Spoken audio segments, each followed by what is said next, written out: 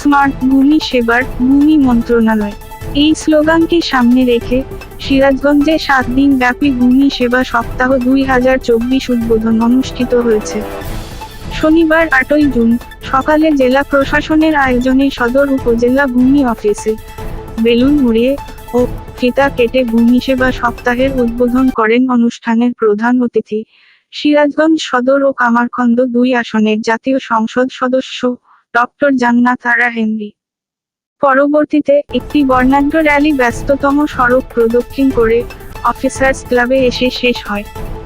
ভূমি সেবা সপ্তাহ উদযাপন উপলক্ষে সচেতনতামূলক সভায় সভাপতিত্ব করেন সিরাজগঞ্জ জেলা প্রশাসক মীর মোহাম্মদ মাহবুবুর রহমান। এর সভাপতিত্বে শুরুতে স্বাগত বক্তব্য রাখেন অতিরিক্ত জেলা প্রশাসক রাজস্ব ইমরান হোসেন বিপিএ, জেলা প্রশাসকের কার্যালয়ের সিনিয়র সহকারী কমিশনার নুসরাত জাহানের সঞ্চালনায়।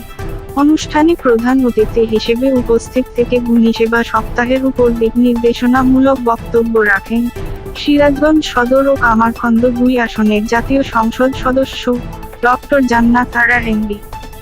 বিশেষ অতিথি হিসেবে বক্তব্য রাখেন জেলা আওয়ামী লীগের সভাপতি বীর মুক্তিযোদ্ধা অ্যাডভোকেট KM হোসেন আলী হাসান, সাধারণ সম্পাদক আলহাজ আব্দুস সামাদ তালুকদার, জেলা দুর্নীতি প্রতিরোধ কমিটির সভাপতি বীর মুক্তিযোদ্ধা গাজী ফজলুল মতিন মুক্তা, সিরাজগঞ্জ সদর উপজেলা নির্বাহী অফিসার মনোয়ার হোসেন, সদর উপজেলা সহকারী কমিশনার ভূমি SM রকিবুল হাসান।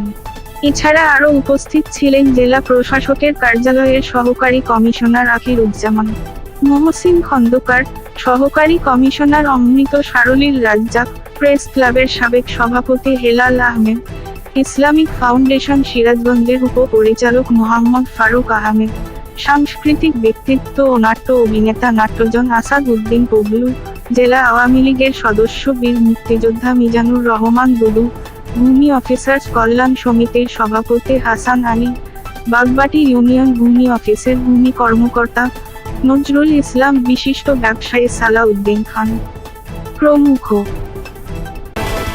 সিরাজগঞ্জের সকল খবর সবার আগে জানতে চোখ রাখুন MSTV নিউজ সিরাজগঞ্জ।